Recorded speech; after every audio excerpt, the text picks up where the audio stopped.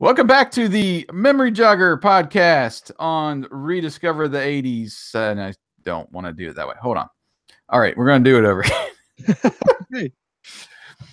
Welcome back to Memory Jogger on the Rediscover the 80s podcast. You've got Jason here on side A, and over on side B, as usual, is Wyatt. How are you, sir? Doing very well. I was trying to find earlier today. I think I just found it, sort of the old cassettes that have the little mouth on it. Yeah, you'll want to be on YouTube for this episode if you can. If not, just head over there after you listen to the podcast and check out what we're going to be showing you.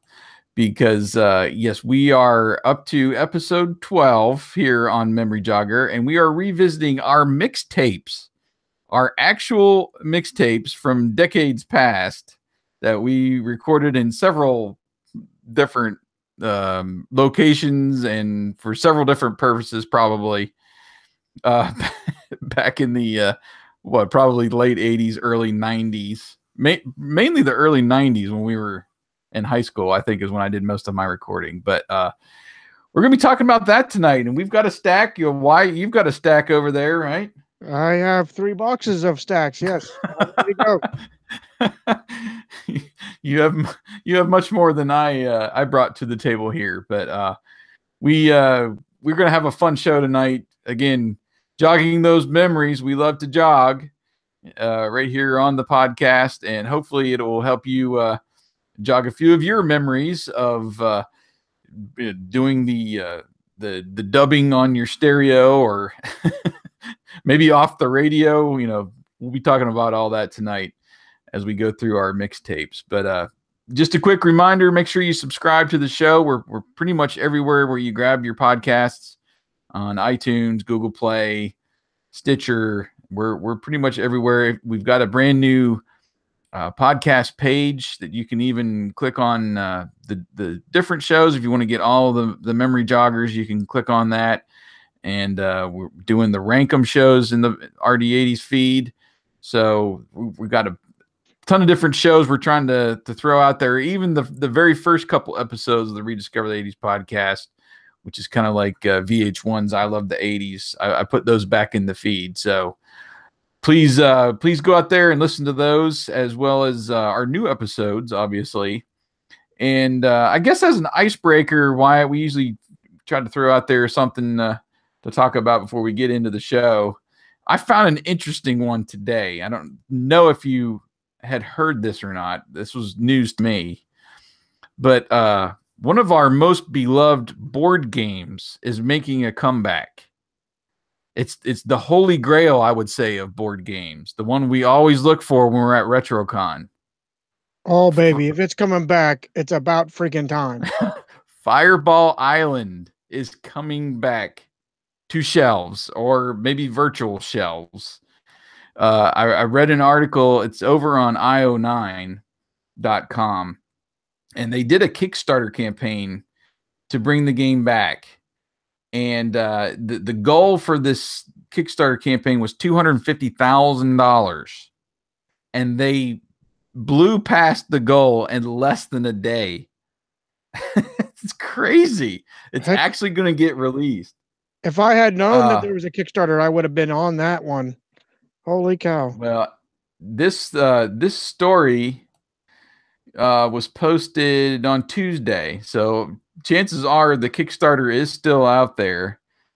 I'm trying to get the lowdown here on, when exactly they'll be, releasing it, but they've got like a new, prototype that they show in a video, and it looks basically like what we remember. The marbles, they've got like the red and yellow kind of colored marbles, so to make it look like lava, and that big head of the idol at the very top. It's got that 3D board, that we remember.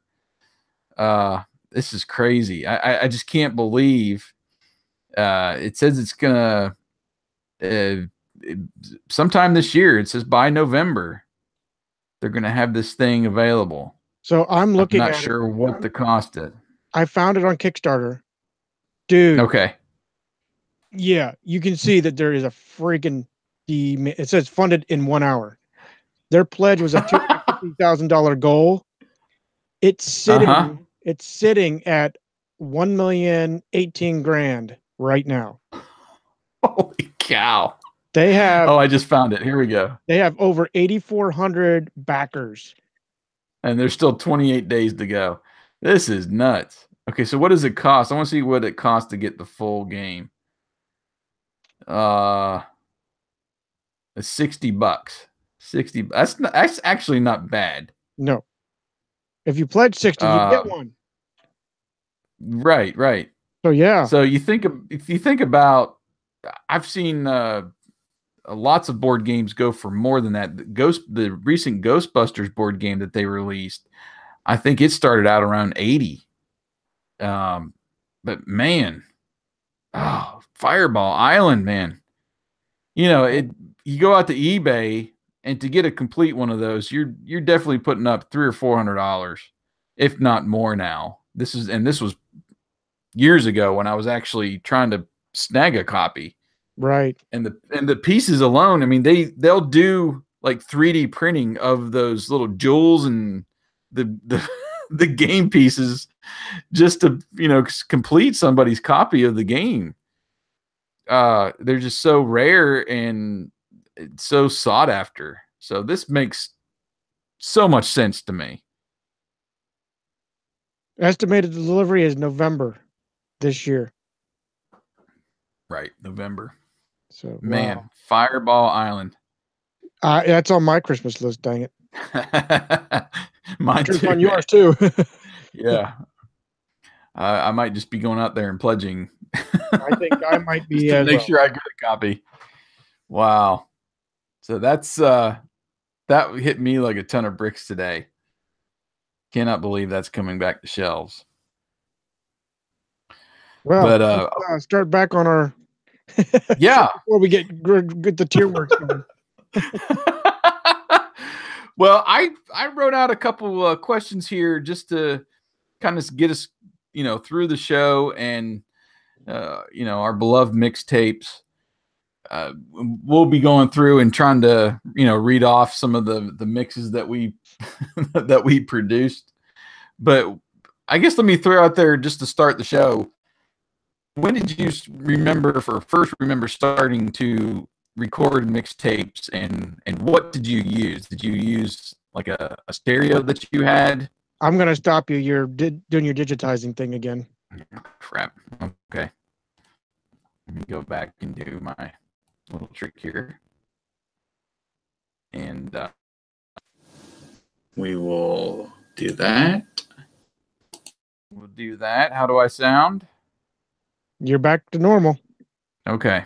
So re-ask your question. So when do you remember when you first started, or when can you first remember recording or taping mixtapes, and what were you using at the time? Was it like a stereo you had at your house? Well, I kind of inherited my dad's old stereo. He had the old record player, cassette, AM, FM radio, and how I used to dub cassettes was it came with a little microphone, and I would usually put it in front of like a little, I don't know, boombox or whatever I had. That was how I used to do the mixtape. Really sad, but it worked. I still have in my, I don't know which one I'm pulling out that actually has it. There are a few cassettes here that I have that are like that. You can definitely tell that I recorded it off of a freaking TV speaker or something. Pretty bad. But yeah, that's what I did. How about you? What did you do? Did you do the double deck cassette, or what did you do? No. I remember one of my first stereos was a floor model over at the Ames department store right across the street from us there when my mother had her apartment and across from the Clearfield Mall. And I bought the floor model because it was like insanely cheaper than, buying a brand new one. And it had the dual cassette and it had the high speed dubbing, where you could essentially, do it at whatever double or triple time and burn through, a cassette versus just trying to, do it regular speed. But even before that, probably in the late 80s, I had a single speaker little boombox and a cassette player and the radio. And I figured out how to record songs off the radio. So I would have the radio going. For some reason, Bobby Brown's My Prerogative is one that I have in my head that I recorded off the radio. And, where you would sit and wait for the stupid announcer to stop talking. Yep. And hurry up and hit that pause button and, let the song play and then try to end it real quick, before the commercial or the liner or the DJ would come back on the air and try to record songs off the radio. And they were surprisingly decent quality. You wouldn't think they would be, but I don't know how that all worked within the boombox itself, but I remember doing that. That had to have been like, I don't know, 88, 89. That was when we lived in Kerwinsville. So that was my first kind of experience with making my own little mixtapes and getting around having to buy the whole album or whatever at the store. That came later, more when I was in high school, when I would borrow albums, cassettes, and then obviously later CDs, right, to put on tapes. So it was kind of, for me, my next question was going to be, did you make them for yourself or for others? I don't ever remember making them for any other purpose than to play them in my car. Same here. I very rarely, mainly in high school. I think it was really the CD phase that I made mixed CDs to give out to girlfriends or something. But cassettes, I don't know what it was. I didn't hand them out. Now I made them custom for me and for certain occasions. So I have in my list, as you can see, I have discovered that I made some slow songs, so kind of sort of romantic songs, right? Probably used on dates, just to say, but yeah, you can tell that they were custom for me and my mission, we'll call it, at the time. Now, did you have a specific brand of cassettes that you bought to do your mixtapes on? Whatever's cheapest on sale, I got. And usually I tried for, I think they only came up to the 90-minute. I always tried to get the 90-minute cassettes, try to get more, bang for your buck type of thing. Right. Yeah, I remember they would always come in like, a 6-pack or even more. Depending on how much you wanted to record or how many tapes you wanted to get in advance just to sit on. And I did find some that I still have that I never recorded on. So that just goes to show you at least I was mainly over prepared for any time I needed to record something. I'm taking a quick survey of my box collection. That's fine. I've got a stack here. No, I'm trying to answer your question if I had a brand. And I think because it was, like you said, you buy the 5-pack or 6-pack or whatever, I think Maxell was the reigning king, at least at that time frame. Because I have, if you can see, I have a few Maxells right there. But I do have a couple Memorexes and other types. I liked, most of them had these covers. Now here's one that was Scotch. Oh, yep. And most of them had the sleeve that would come in. they would come in the cassette this way with all their info, you know, on pointed out. But then you take the thing out, you flip it over, and then there's your, you know, list to make your songs with. And then I would always pop this in the other way in your cassette. So then you got your list of songs there. You could write down here on the spine, you know, what the cassette was. And I still have, I don't know how you stored yours. I still have one of those wooden little things that you had, the drawers, you know, and you pulled out and you popped your tape in, and they had it for VHS tapes too, you know. Yeah. Mine went the way of garbage. It finally disintegrated on me here probably about a couple years ago. However, one of my portable units, I'll call it, I still own, if you see. Oh, nice. My little portable unit I used to have in my car. So it's survived, but it's plastic too. So, yeah. Well, and then I remember the Memorex too. There's a Memorex I had. This is one that I have. I don't think I've ever used. You know, the clear ones. You've seen those, but some of these, if not all of them, came with the little labels too. There you go.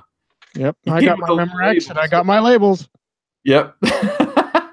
So you write on the label, you know, side A, side B, and they even gave you 2 sets of each, I guess, if you wanted to record over, to pop on your, you know, the top of your cassette, and you could tell what you were actually taping. So I didn't realize this. I think I did at the time, but just for memory's sake. So you pulled out the label, right? Mm-hmm. At the very bottom, I know you can't see because of the light. There is a little tiny. It's kind of like the nowadays your rewards cards. Well, Maxell had max points, and I still have 10 max points. I'm sure I have more, but there's 10 max. I don't think they're worth anything now, but you know, I'm just like, right. Yeah, I don't remember. See, I've got Memorex, I've got Scotch, I've got RCA, I've got TDK, I got Fuji and Radio Shack over here. Yeah, this is the one that cracks me up. I think this is Sony, the CD, and it had this like 3D image of a CD on here. Yeah. I even have a Target. I have a Target case. I don't think I have a Target cassette. I have a Target case over here, and I have an Ampex. So going back, stretching a few memory joggers. We were talking about if we recorded ourselves on a cassette, right? And I shamefully, you know, went on survival mode, and I just needed a cassette to record whatever I wanted to record that day. However, I'm going to take it out of the case to prove if you can see it. And that might be the bigger one. This is the cassette that we gave to my dad, and I had later confiscated. But it actually still has written Mask, Jason the Wheeled Warriors, He-Man, Thundercats, G.I. Joe. These were actual episodes, or these are all the theme songs, and we sang along with them. We got in the little microphone and recorded it along with, you know, and sang along with the show for my dad. So you'd hear us singing, you know, Jason the Wheeled Warriors, whatever, however the thing went. We might have to play some of that audio at some point. Well, I recorded over it, so there's no blackmail anymore. So. Oh man. Well, I found one that might be of interest to you, sir. You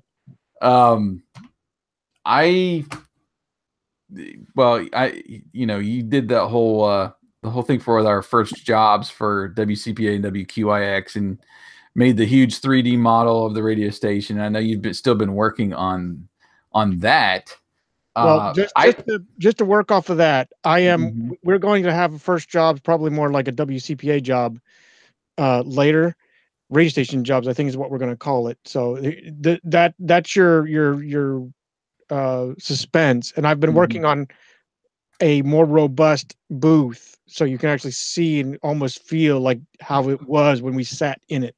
Cool. Virtually, unfortunately. So, well, I was going through my tapes, and back in college, I did my internship at WCPA and WQIX. yes. I found some of my old recordings of newscasts for the station. This was essentially, I think, proof that I did, my internship. So I'm gonna have to listen to these and see if they're worth rebroadcasting. So it's probably gonna be awful. I attempted when I worked at another radio station called WINU, 80 AM out of Illinois. Little tiny mom pop, well, just the pop, radio station, and I'll save most of the story for that podcast. But anyway, I made myself a demo tape out of there. Go. I haven't heard it since, so I have no idea what I did. And I haven't heard this one. I haven't heard this one since either. So, but we can play the audio and have our listeners determine who was the better broadcaster back then. Well, on your note though, I became I became the production supervisor at the radio station there, because I was actually trained by Carl Falvo, who was very stringent. And if you've heard our podcast or watched it, you know that he was very stringent, a dictator, as Jason put it. I have because I became a production supervisor, I was allowed to open the mic whenever I freaking wanted to, unlike WCPA. So I started making commercials, and one of them that I said was for, I think it was for like a charity benefit or something like that. So I have a commercial. I want to hear that. I don't know if I want to hear that. Nice. I tried to do. There was one I found myself trying to do like an intro to something, and I realized I really raised the music too high, so I barely hear myself. I just hear myself over the music. Now I also found one. I think this was one I did in college. Because it has my name and it has practicum on there, which I think was our essentially demo tape that we were forced to make, as part of our college program. And if I do remember right, it was probably recordings of me on the student station. I think we might have actually did some like faux commercials and tried to. I remember my professor's demo tape was essentially him on the air, and he shortened all of like the popular songs to like 1 minute or 30 seconds or something. And then, so he could have more time opening up the mic and expressing his talents. So I'm gonna have to listen to that to see exactly what's on there, because that might be some blackmail stuff there too. Nice. So. I found I don't know what these are anymore. The mystery from the same radio station, WINU. My bumpers. I don't know what that is. I have no idea what I did. So no, I'm gonna say it for the podcast. For the other. Okay. I'm gonna keep it suspense. Well, we'll keep some of that. Let's do that with that show. We'll do like our demo tapes from radio station days and stuff. Okay. So I'm gonna throw out a question, because all we're doing is digging in boxes right now. At least I am. So, what, aside from music, did you record anything else besides your demo tapes? Did you record anything else on these cassettes? Well, I do have one. I think I've mentioned it on this show that it was one of those book on tape. Well, that's not a book on tape, but it's the read along adventures. Oh, and yeah. I had a G.I. Joe one. And on the back side of the cassette that you got with it, they left the tab on, because a way to, not be able to record on your cassette is to get that little tab to come off, at the very top. But one side was missing it, which is the side, that they recorded the book on. And then the other side, you could create your own story. And I still have that, and I've listened to it once. It's dreadfully awful listening to, but it's me and just a bunch of my friends just recording ourselves. It would have been, I don't know, probably mid to late 80s. Just random stupid stuff.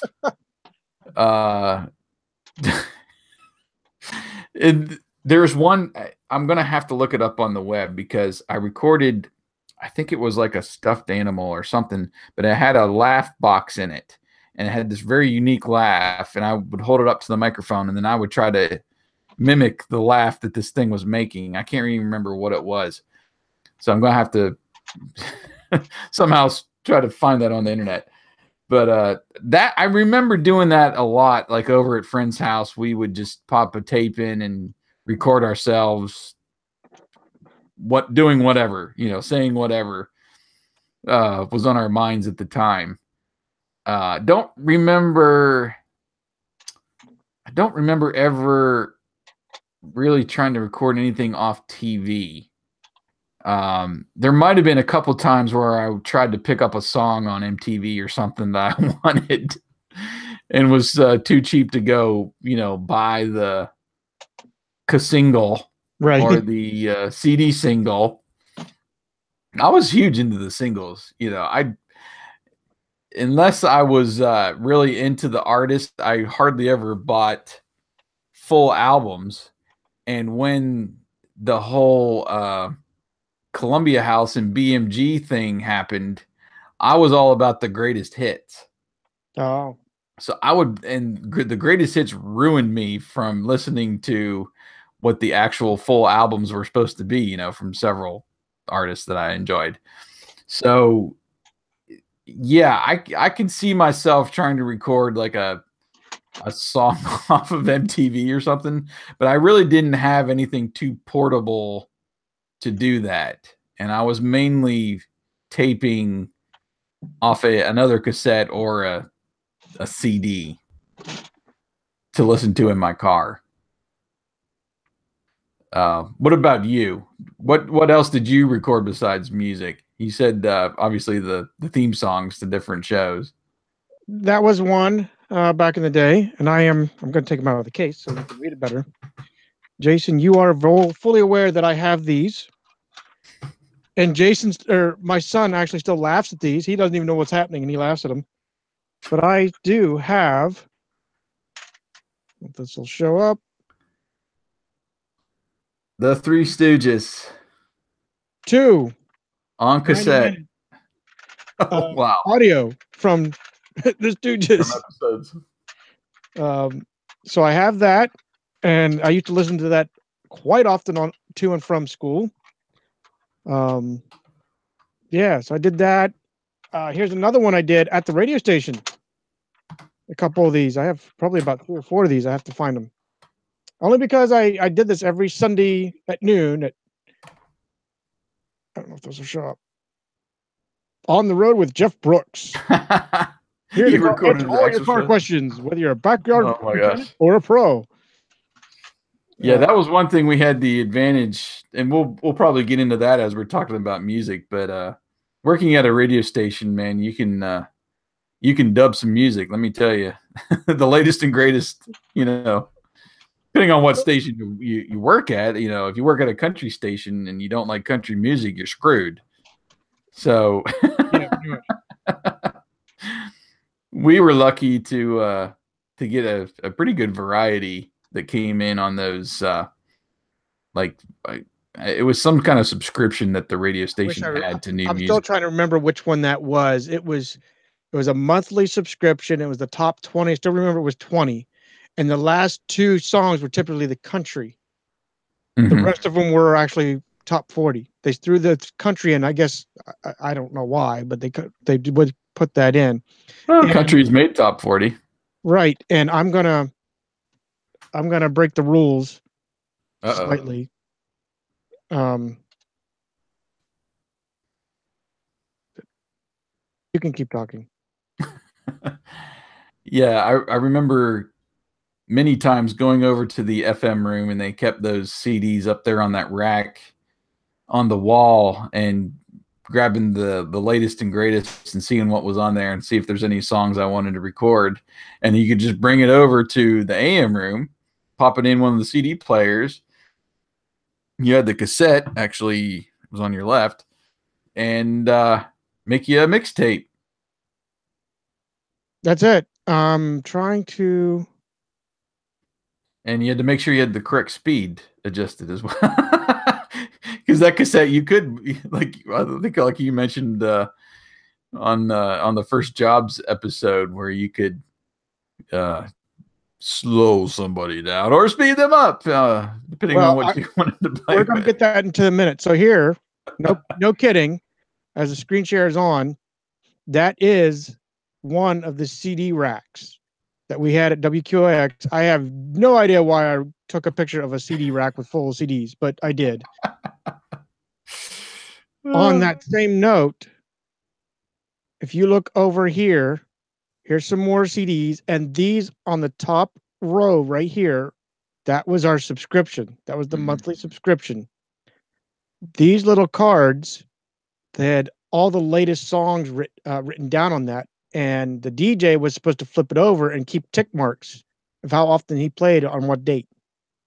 I guess that was for FCC account. Maybe it was for the the royalty license, whatever. Yeah. So, yeah, I forgot about that. That you had to.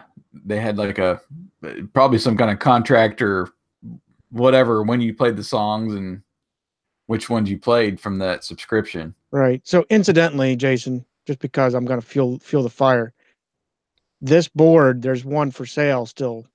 Oh, really? I'm very tempted. We set up our own little radio station out of your my new passion, my basement. new dream.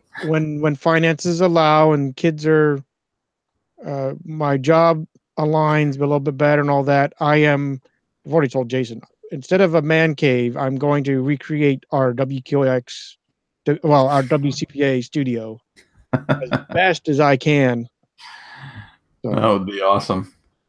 All right. Well, you want to get into some of these other ones? Do you just want to pull some out, or I mean, I don't know any rhyme or reason to. Yeah, unfortunately, there's no method to the madness. It is mixtape, and I'm going to prove Jason. I know he knows I have these. I'm still going to prove it to him anyway, if they don't fall out and kill me too. See if the camera gets it. I still have my cassette collection of, Jeff Foxworthy over there, and Bangles and Tiffany and their Mix-a-Lot and Ace of Base and Shania and. Oh, you said Jeff Foxworthy? Oh, yes. Right there he is. Copied it. I gave it to you. What are you talking about, Willis? This took us through some road trips, let me tell you. This is two albums, one on each side. It's his You Might Be a Redneck If and Games Rednecks Play. Oh, and there was a little bonus down here. I was able to squeeze in a Redneck Christmas at the very end on both sides. Or at least some of it. Yeah. So he says that well, I don't. You only got two of. I think I have more. So he copied from one of my 4 cassettes. I feel like I'm Vanna White right now. So yeah. Yeah. I still have a box. Well, like I said, I've got the little 3-drawer wooden cassette holder that I've got plenty of Genesis and Phil Collins and Sting and everything I was listening to at the time. Even some of the singles I found in there before, and I've got a box out in the one that I was digging through for all these mixtapes that are just full of cassettes. I must have really liked some Jeff Foxworthy. I just found 2 more. So I had 6. I have 6 Jeff Foxworthy cassettes. So I really must have liked Jeff Foxworthy. So yeah, I still have that one that I have 7. There's another one I just found. Dang. Now, just going through the handful that I pulled out that I could find, I've always had like a wide range of music I've listened to over the years, and just looking at the mixtapes that I made for my own personal use, except for country. I did go through a country phase, but that was really short. Yeah, so short. I don't even know you'd had one. So that was around this time, but just going through some of these. It's funny. I made a J Volume 1. I don't know how many volumes this had, but Volume 1 here. This was more like kind of rock stuff. There was Cake and Sugar Ray, Candlebox, Depeche Mode, Collective Soul, Bare Naked Ladies. So I did get into the early 90s was when alternative music really kind of took off, and I got into alternative. I'd listened to rock because I loved Aerosmith and a lot of the bands that came out of the 80s, Def Leppards and the whatever. And then my main music I listened to just switched around that when alternative music took off with Nirvana and all those guys from Seattle. And that kind of trumped a lot of what I listened to, because I did have rap. We loved Run DMC and all those from the early 90s hip hop and rap artists.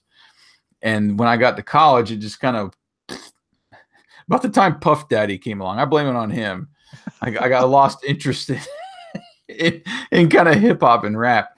And it just, the more I listened, the more I grew into, alternative stuff at that time. So, not all those I just mentioned were alternative, but I like the alternative. And then, obviously the 80s have always been a lot of who I am. And I don't know, it's funny just to kind of go through here and see what all I've made mixtapes for. Because I do have one. Where is it? Easy listening. Oh, yes. Nice. So we had, we worked at it was they called it hot AC, but it was adult contemporary with a little bit of an edge because they would play, a rock song once in a while. So they called it hot AC. But adult contemporary stuff is, I wouldn't call it easy listening, but you think of like Amy Grant, Elton John, Michael W. Smith, Rod Stewart, Steve Winwood. That was easy listening to me, I guess. There is a couple good. I haven't heard that song in forever. Max D. Priest, Close to You. Oh, I remember that song. This is cool. I'm like remembering you songs I haven't listened to in a while. Oh my gosh. And then Desiree's You Gotta Be. You remember that song? You gotta be man, you gotta be bold, you gotta be wiser.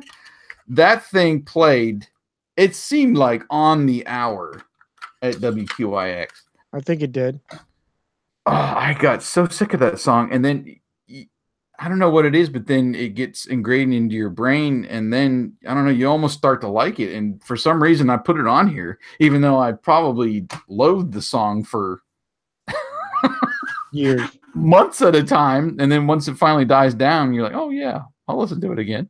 I've only heard it a million times. So I don't know what, I guess, I know you were into country music more than I was, but what's your kind of music taste when you kind of look through your box? Is it kind of all over the place like that? Or are you geared towards one specific genre. Well, you can see I had to move the mic because you can follow me, sort of. Not really, but we'll go with that. So it is all over. You can see that mostly probably just soft rock. Jason would not call it rock, but we'll go with that. Like you see Tiffany. I have country here. I got Sammy Kershaw, Alan Jackson, Tanya Tucker. I have some Genesis. I have the movie was hilarious. It didn't. We saw the bike there at the museum there, Jason. Uh-huh. Oh my gosh, yes. The Blank Man movie. I got the soundtrack. No, I had the soundtrack. Oh my gosh. Got the Simpsons soundtrack. Sing the Blues with the Bartman.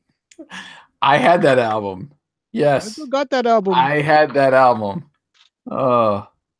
I think I only listened to Do the Bartman on there. I mean, was there? Well, I don't even know what else was on there. But that song hit the radio. School Day, Born Under a Bad Sign, Mona and Lisa's Blues, Deep Deep Trouble. I like that one. That's actually cool. Pretty cool. I do remember that one. God Bless the Child. I Love to See You Smile. Springfield Soul Stew. Look at All Those Idiots. That's the name of a song. And Sibling Rivalry. Wow. I have a single. Jason was saying about singles. I had the Ace of Base, All That She Wants. I just heard that song the other day. I also have Ace of Base. That was huge on QIX. Oh yeah. Cypress Hill. Insane brain. Oh, and that was one. I found one that said fave songs, so of course I had to see what my fave songs were. I don't know what year this was. This is definitely early 90s. But it's a lot of hip hop and rap, and then mixed in with some other stuff. So like you have Montel Jordan, This Is How We Do It. Yeah. Us Three, Cantaloupe, Tribe Called Quest Award Tour, Coolio, Fantastic Voyage, Public Enemy, Give It Up, Onyx Slam, Run DMC, Down with the King, House of Pain, Jump Around. And then you get over here and you have Heavy D and the Boys. You have Right Said Fred. Nice.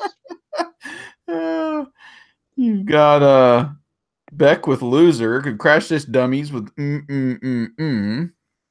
Red Hot Chili Peppers, Soul to Squeeze. Skee-Lo with I Wish. Oh my gosh, I love that song. I wish I was a little bit taller. I wish I was a baller. Wish I had a girl that looked good, I would call her. We are trying not to do a karaoke. Guys. I don't know. We might want to after doing all these. But I do remember as well, mainly in my college years, but some while I was at WCPA, where I made a mixtape of what I called older songs. How fitting for today, right now. Yeah, my older song list. Now, in the reason why I found this one interesting was going back to the First Jobs episode on Saturdays. I think it was Saturdays, right before the Penn State football games.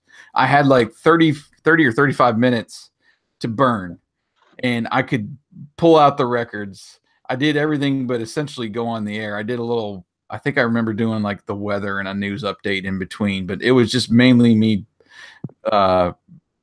spinning records for 35 minutes. And a lot of these songs on this older song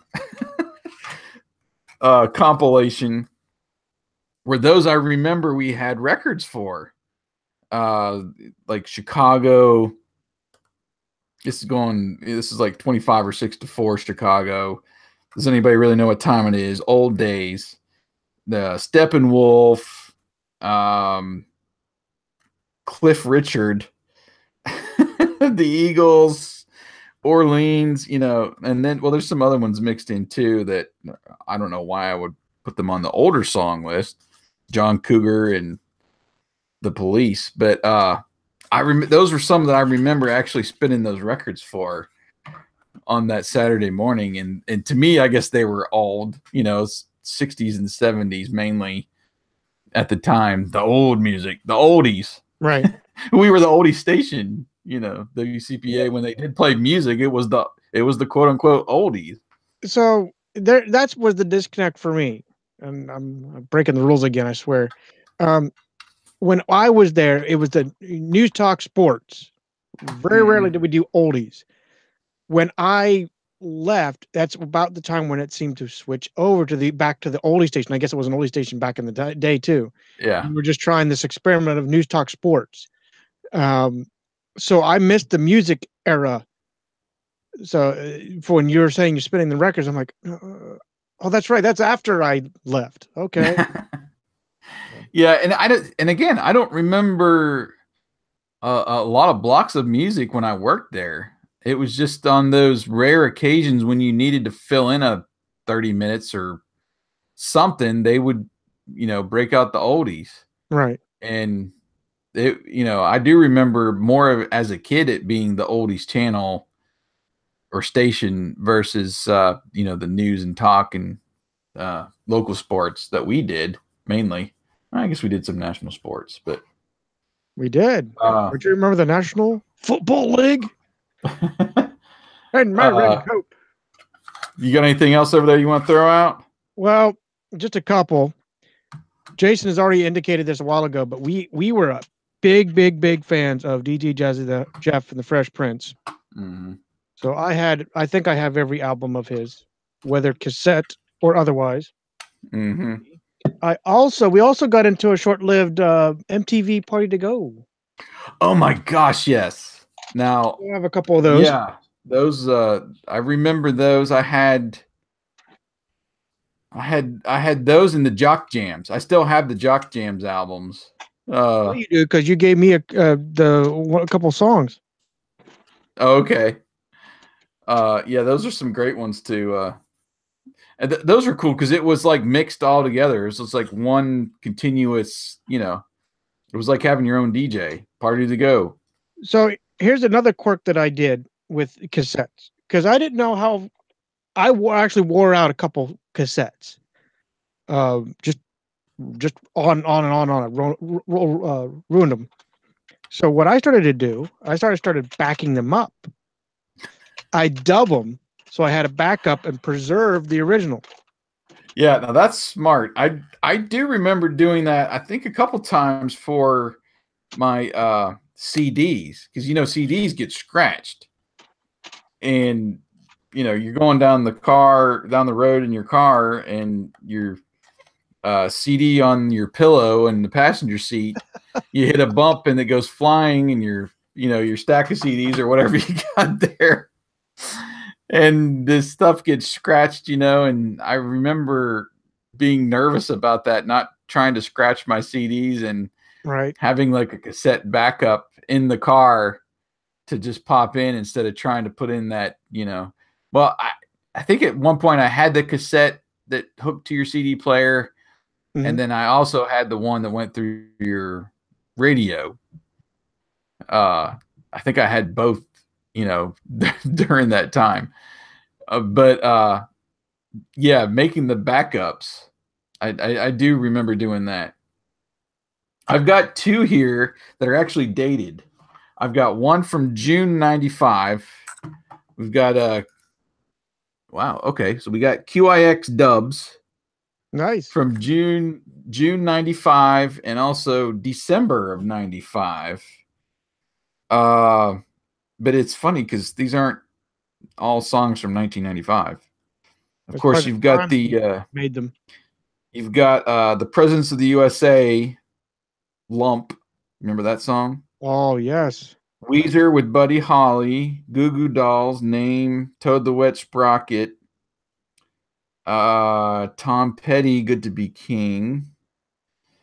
Adam Ant, Wonderful. Oh my gosh, I would wail on that song. But then I have some 80s stuff in here, like Mr. Broken Wings and Billy Joel, Still Rock and Roll. I got some couple of Huey Lewis songs on here. This must have been before I got like the 4 album and the Sports album from Huey Lewis. So I do remember listening to those full albums in the car. Bruce Springsteen's Secret Garden from Jerry Maguire. Those were some from 1995. And then this one I do remember listening to a lot. This was a bunch of different mix I got from QIX with Bruce Hornsby, Delamitri, Peter Cetera, Toad the Wet Sprocket again. There's Adam Ant again. I love that song. But then like Eddie Money, Gwen Fry, Peter Cetera, Simply Red. I mean, I called them 19. It's basically when I taped them only, and not necessarily referencing the songs of that year. It's funny too. I was digging through the box out there. Some of my wife's mixtapes are in there too. So shout out to her for this is so her. She dubbed Aerosmith's greatest hits called Big Ones. Nice. And she's actually got a card laminated with the track list. Nice. And the minutes, how long the song is. I kid you not. Look at this. It's laminated. That's nice. That's awesome. I mean, if you know her, that's just so her. And how pretty, making sure that all of the track listings are nicely aligned on the on the actual lines. Shouts to her. Here's a question for you while you're digging. When's the last time you remember like taping something onto cassette to, listen to in the car? What would have been like maybe the last era? I mean, do you still do that, or do you remember a time when you like switched cars and you finally got the CD player in the car and you kind of went to CDs? Well, my 94 Dakota still had a cassette player, so I made mixtapes, obviously, or used the mixtapes from what I had, and had that CD to cassette adapter doohickey. My 05 Dakota is when it was just straight CD, so I started having to mix CDs no matter what I wanted to do. It didn't have a cassette player. So I would say I probably stopped making mixtapes around, I'm guessing around 2000. It's probably around 2000 or so. And then I did change out that CD player. I did change out the cassette player out of my Dakota, my 94, and put a CD in it. So yeah, I started making mixed CDs, we'll call it.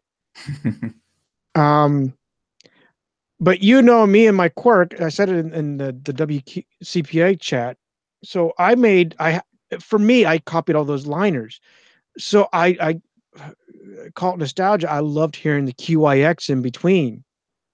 So I was going to study up on this podcast. I literally went through just about every one of these dang cassettes to listen and to see what I did. And there's a couple of them where it's every 3 songs, there's a liner. There's one in there. I don't know what I was, I don't drink, but I must have been drinking something, because it's every song has a liner. And it just keeps going and going and going and going. It's like, and it could be one of my mixes could be Fresh Prince. You're listening to, parents just don't understand QIX 93.5. Then it's Phil Collins, whatever, I Can't Dance. And then you're listening to QIX 93.5, Cleveland County's biggest hits. It just repeats itself. I also, like you said about the pitch control on the cassette player. My cassette player in my Pawnee, no, it was the Turismo. The first radio I had in my Turismo was jacked up. It played slow. So for the cassettes to be tuned just right, I changed that pitch control on that cassette player. Oh, nice. So it came in handy. Yeah. But it was only good for one car. So you had your mixtapes for that car, and then you had your mixtapes for everything else. So I'm listening to doing my homework, right? Just recently, and I hear almost chipmunk like songs of like one of my songs that I liked back in that day was I got it. Do you remember the band Boy Crazy? Like a one-hit wonder band. Good Times with Bad Boys? No. No. Not ringing a bell. Should I play it for you? No, thank you. Oh, really? So it was it was one of those that was really a cool, upbeat, fun. It was an upbeat, and with us radio, we knew upbeat music. So I played that, and it's really fast. Holy cow, geez. There was all types of songs like you. I copied everything I could out of that studio onto cassette, but I didn't leave it be. I don't, except for I think my romantic slow songs. I think everything else had a QIX liner somehow tied to it. So that was what I did. Some of the, I don't know if we have time, but can you think of a few songs that you purposely sought after at QIX because you had the library that you could actually grab from? Were there songs that you grabbed? Basically, I'm going to do this. I gotta get this song. I'm sure there was a few, and it's probably some of those that I mentioned from the dub albums that I did. Because I don't know, it seemed like I remember like hearing a song on MTV or just on a station or a different station or some other way, and then seeking out the library to see if it was there, and then probably throwing it on one of these dub albums and until I got it filled up, So it sounds familiar, but I can't picture or remember any particular song. Do you remember a particular song? Oh, well, the Good Times with Bad Boys came out. Again, because it was there and we had that, we had it there and it was played more on WCPA, but we did play on QAX, and there was a time of year that we played this. 2 weeks of Deer Camp by the Youpers. Second week of Deer Camp, yes. Second week of Deer Camp. I loved that. It was so hilarious. And there was one, I think I dubbed over it. There was one edit that I actually quote unquote edited while it's on cassette. So I tried to ad lib like when when the character, I think he's on fire or something like that. Oh! I scream to try to mix it in, There was that one. The other one that I liked at the time was Bee Gees. They came back out for a one-hit wonder again, and it was that Paying the Price of Love. Don't remember that song particularly. I do remember they had kind of a comeback album while we were there. Yeah. Cool. I will play it for you.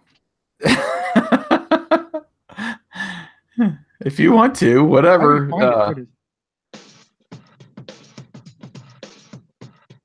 Wow, that is 90s.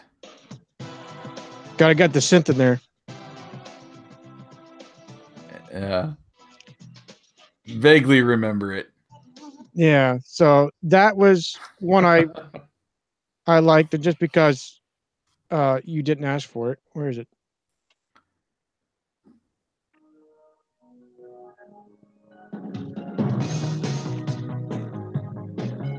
This is the Good Times. I don't know why I liked it. It was just fast paced, good rock, I guess. I don't know. Don't remember this song at all, dude. Okay. Anyway, going back to the last time I remember like recording a tape. Back in, it would have been 2003. I bought my truck, and my truck only has a CD player and the radio, obviously. And this was right about the time or soon after that we learned Erin was pregnant for the first time. And she had a 93 Honda Civic, I think, so around in there somewhere. Yeah. Maybe it was like a little bit newer than that, with just a cassette player. So I did the husbandly thing, and her AC was out in the Honda. It had a moonroof though, so that was nice, at least in the morning time. So on the commutes, this was when she was just working, I think part time, or I can't remember. She was mainly at home, but I gave her my brand new truck to use, and I was using her Honda to commute back and forth to work. And I still listen to radio. I don't mind listening to the radio in the car, but this was the time when Coldplay first hit me really hard, and I had to have. I think I might have even stolen their music from Napster at the time, and I had it on a CD, so I could listen to it in the truck. And once I got the Honda and I'm going back and forth to work, I'm like, okay, I got to get it on a cassette. I had to dig. I don't even remember if I had to go out and buy like like a blank cassette, or if I had these on here, but I made a Coldplay tape. Nice. For those commutes. This X and Y, that was 2005, I think, was that album. But I had the other one, the one before that too, Rush of Blood to the Head. And I I remember having a small CD player and cassette player at the house, and having to, I burned my burned CD to a cassette. Nice. So I could listen to on my commute in, back and forth to work in that little Honda. That was the last time I remember actually having to seek out, to put together like a mixtape or a dub onto a cassette so I could listen to the music. So, and that was, I think that's a little bit later than I would have thought that would happen. I don't know when it became standard that, the cassette players were gone, because our last van was a 2005, and it had both. It had a CD and cassette in there, the Chrysler. That's what mine has, and I'm going to rip that sucker out if I have to ever trade it.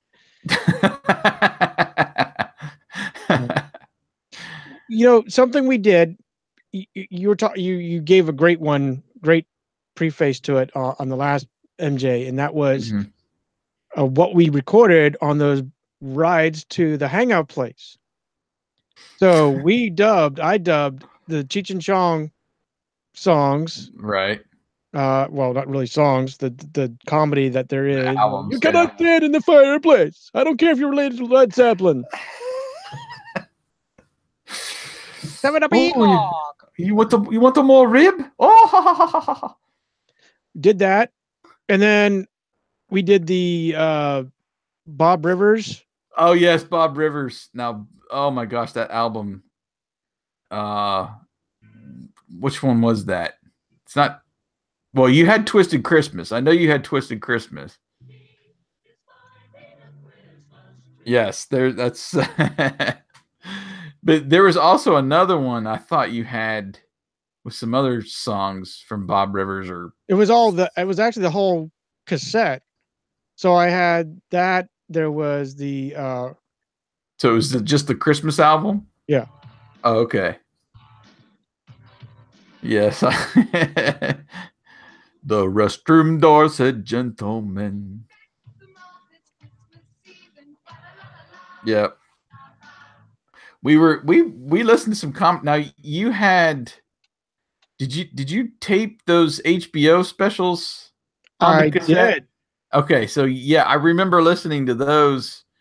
What was the name of those daggum specials? It was a deaf Like All all Star yeah, All Star something. 5 comedy, and I managed to do this one for you, bud. Here comes another one. Baton Rouge, Louisiana, front page of the Morning Advocate. A man is fishing from the banks of the Mississippi River. This woman who does not know this man sneaks up behind this man, picks up a piece of driftwood, and beats him to death with it. Whack, whack, whack. Puts rocks into his clothes to weight his body down, drags his dead body. All right, this is a family show. Maybe we better. Oh, because I remember too. You had Andrew Dice Clay. I did. I still do. I found that in my search. I have Dice Clay and Little Boy Blue. He needed the money. Oh man, we loved us some comedy, some raunchy comedy at that. Yeah. All the nursery rhymes. Yeah. Yep. We had that stuff memorized. On those trips back and forth to the to Beefs, to the hangout. Oh, you man. Remember in this same comedy, right? The All Star 5. Mm-hmm. I think our funniest bit, at least for me, was when he did the the seats, selling seats, van seats on the interstate, on the on-ramp. Seats for a van. Yes. Well, you know, Bertle driving this van here, standing up. Starting to be a little bit uncomfortable. I mean, we have to shift the dang gear. And he stomps himself. Well, say, Myrtle, if you happen to see someone selling a van seat along the road, hilarious. Oh gosh, that I don't know who that comic was, but his delivery made that whole. Oh, anyway, yeah, we listened to some comedy albums, that's for sure, and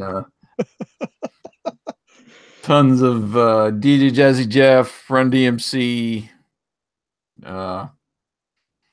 Aerosmith, yeah, Sir Mix-a-Lot, Digital Underground. Digital Underground, that was another one. Oh man, it wasn't a commuter, a ride around town without listening to the Humpty Dance or same old song. So I'm going to fast forward it to you. Okay. What do you still do mixed stuff, whether MP3 or otherwise?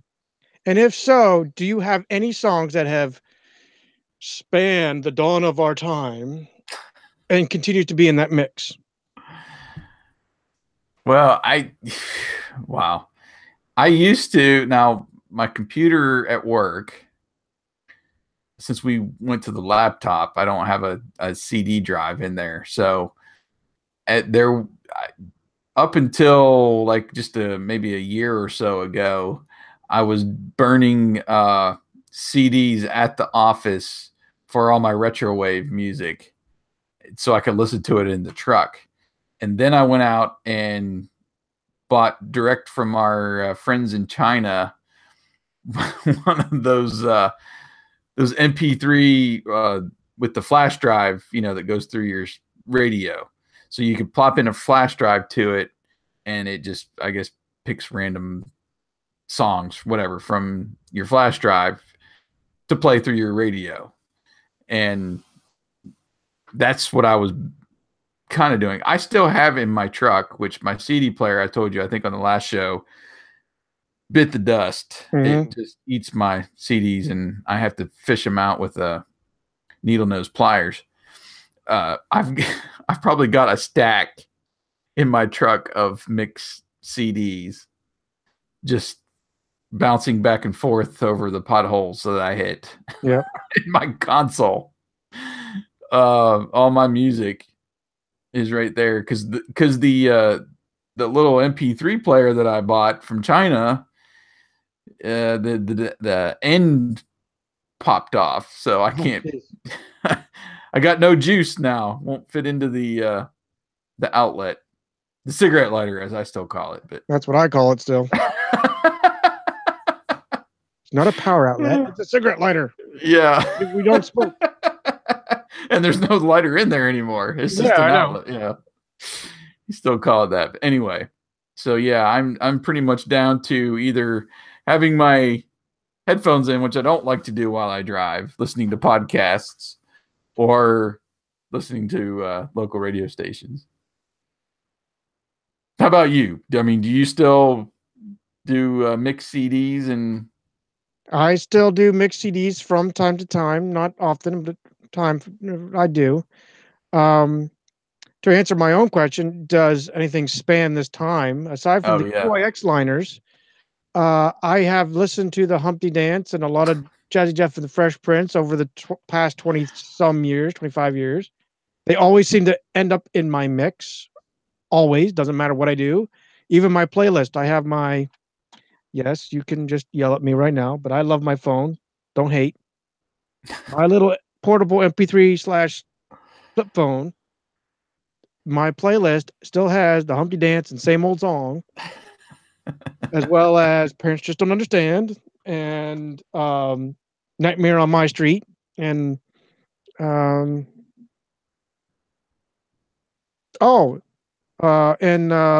Ain't Nothing Wrong with the Radio by Aaron Tippin. I still got that one. Well, I see, and again, my listening, it changes. So I over the years, the genres have changed. So I get into more alternative, and then around the late 90s, I went back to like the 60s and 70s and started listening to like Led Zeppelin and Pink Floyd, and it's changed over the years. And then I would say more over the last few years, I've either gravitated towards the retro wave music, which is mainly, it's like 80s style, but instrumental. I listen to a lot of that, and a lot of, 3 or 4 different artists is what I mainly listen to. But then I've gone back over the last couple of years and started to listen to full albums from the 80s that I missed, and listening to more album tracks, because I don't know, I always blame all the like Columbia House and BMG when I went through that phase and I bought all the greatest hits album. I'm just listening to the stuff that was played on the radio, and now I'm to the point where I want to dive deeper. I want to hear the albums as they were, recorded, and listening to those album tracks is kind of like new music to me now. So like over the last 3 weeks, I've been listening to the Simple Minds album, Once Upon a Time. And there's like 2 songs I think they released to the radio off of that album, which is gosh.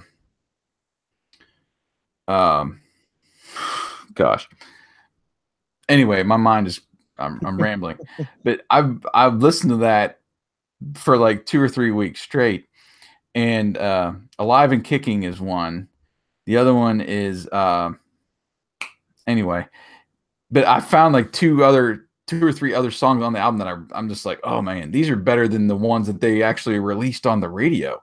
So I've been doing a lot more of that rather than trying to put mixes together of old stuff. I want to go back and I want to discover all these songs that I missed, essentially.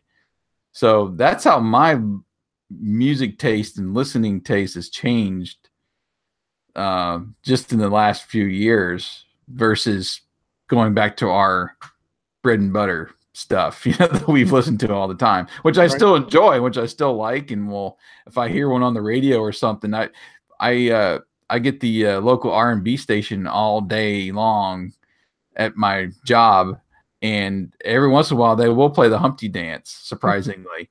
And my coworkers look at me like I'm crazy because I'm singing along, and they're like, "Who are you?" Right. So it's nothing against that music and going back to your bread and butter, but I don't know. I like now finding an album like that where I know a couple of the songs that were released, but well, since I like those ones, why not listen to the whole album that I never purchased back in the day and see if I can find some new music? So that's my philosophy now. Nice. Well, I've always bought the albums. I just liked most of, even what you didn't hear on air. I liked most of what was on the album. Like I said, I still make some updates to my music library, I guess I'll call it. But it's, I guess I'm stuck in our era. Yeah. The thing has sounded. There's been one or two songs here and there throughout the years. It just doesn't compare to what the 80s and 90s, I'll call it early to mid 90s, had a great music, and the rest of it, I don't know what they're doing. There's some, like I said, there's some onesie twosies that are great, good hips or good, beat, whatever. But the rest of it, to coin a phrase from our QIX, new QIX people, it's crap. The music is crap. It blends together. They've done a lot, and even hip hop R&B, they sample a lot from the 80s still, and they will cover songs from the 80s. I hear that too. So I think today's music, if we're going to have this conversation, it's had their creativity is taking a hit versus what it was back then. And if you listen to, like, we get the classic Casey Kasem 80s countdown every Saturday and Sunday here. And if you listen to those and just listen to the span that top 40 music had back then, from rock to country to even rap and R&B, and it was across the board. Heavy metal was in there. And you listen to, or you go look at the latest Billboard charts, and they've made so many more charts now than they had back then. So that's part of it. They've kind of segregated the music almost in the modern chart era, whereas it was more combined back then. But still, it seems like it's all popish, if that's even a word nowadays that's popular. The Bruno Mars and the Katy Perrys and the Taylor Swift's, I don't know, all their stuff kind of blends together to me into that, modern pop sound, and what we had back in the 80s, where there was extremes in every direction on the music, and new stuff, new genres kind of coming up, like rap really took off in the mid 80s, and more hip hop and stuff towards the end of the the decade, and in the early 90s, and you had the whole dance craze and Yo MTV Raps, and I mean, all of that just kind of started blowing up back then. And now there's nothing really. Well, there's a few artists, I'll say, that I've heard that are more creative than others. So yeah, I mean, there's nothing like that era that we grew up in, that from the early to mid 80s up through the like mid 90s. It's just all over the board, my listening tastes, and it's changed over the years. And it's weird too, because now, like I was saying, I like to listen to more full albums now than I did back then. And it shows because, I had all those singles and even CD singles.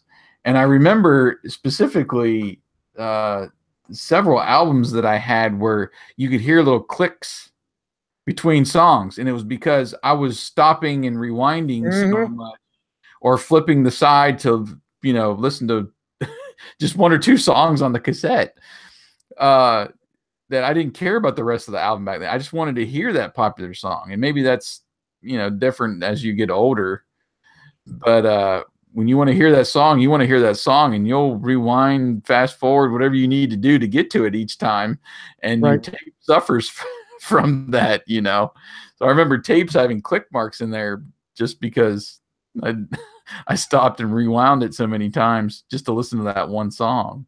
That's it. So anyway, well, I think we're getting very philosophical now in music and getting out of what we essentially came here for. But I don't know. I think it's probably a good time to end the show and maybe think about what we want to do next on Memory Jogger. I think it's your turn. I don't have the chart in front of me, but I can pull it up. Yeah, I was trying to remember kind of what was on our minds on the last time. I wanted to do a little shout out to Mick over at the Retro Rambler, who did leave a comment on our blog article for the last episode about our field trips. And he said, great episode, brought back a lot of memories of my own trips. My favorite part of all field trips was playing Mad Libs on the bus. So I remember doing a couple games like that on the bus. I remember trying to sneak my Walkman on the bus because they didn't typically allow us to take our Walkmans on trips. Except for maybe long ones. I remember them allowing sometimes at the end of the year, but anyway, thank you for that comment. I meant to mention that at the top of the show there, Mr. Retro Rambler, as he goes by. We're actually talking about getting him on for a Rankum episode. So glad he is listening to the show. And did you come up with anything as far as topics go that we talked about recently?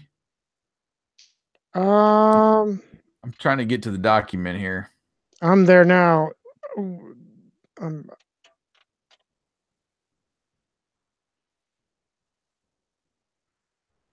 You mentioned it actually tonight, game shows and sitting around with game shows. And I think we said it for two podcasts. We talked about what we used to do. Oh yeah, over the phone. Talking over the phone for The Price is Right, and just what we remember of game shows. That's definitely a possibility.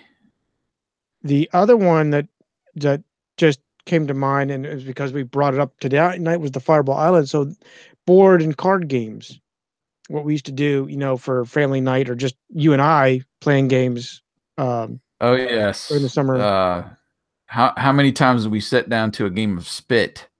Countless. And a Mountain Dew and a Dr. Pepper and whatever was on the television, and just play hours of that game. And then what we were talking about with seeking out Mildborn at Toys R Us. Yep. That's also a good one. Very good one, because I can remember us going to, when it first debuted, when KFC brought out the old the popcorn chicken. Popcorn chicken, and we were just in our heyday. That, oh my gosh, that stuff was I don't know, it was like from heaven. Manna from heaven. It was addicting is what it was. It was that if you go to KFC now and you get the $5 meal fill up, whatever they call it, that box, it was just full of popcorn chicken. We would take those packets of hot sauce, or at least I was. Same here. I can't remember if you, yeah. Oh, I and did. you just covered that whole box of popcorn chicken with, oh gosh, with that hot sauce. And we got that religiously. Mm-hmm. Between that and getting the chili dogs at Sheets, I think I lived on those two meals. Oh man, good times. Ooh, man, that's a tough choice because Well, we could even go a different way. You know, we could go. We got quite a few things here. We got entertainment consoles, so we can talk about, you know, your Atari and Sega and my Nintendo and my old computer. We could talk about WPIX. I know we've hinted that off and on throughout the podcasts. Right. Yeah, that was if you follow Dinosaur Dracula, he just did an article on WPIX, which was fun. That was just this past week. Nice. I had to chime in about that.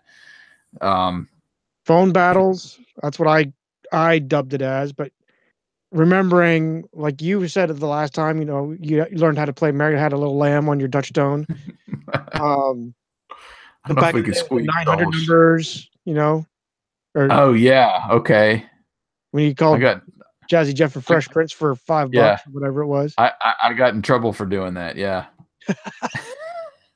Seriously, no, I didn't. It was see, I thought after, if you just kind of called and hung up, you know, real quick, you wouldn't get charged. Well, you did get charged.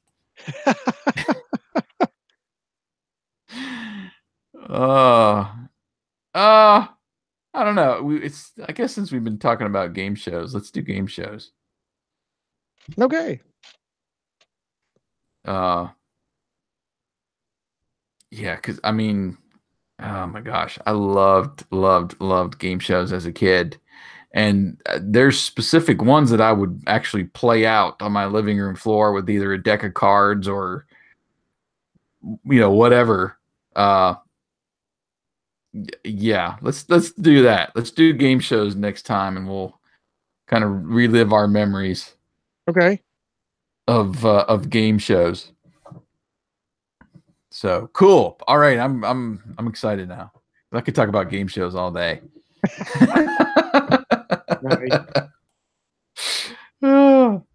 Cool. Okay. Well, let's go ahead and sign off. And man, this was fun, man. I'm just digging through tapes.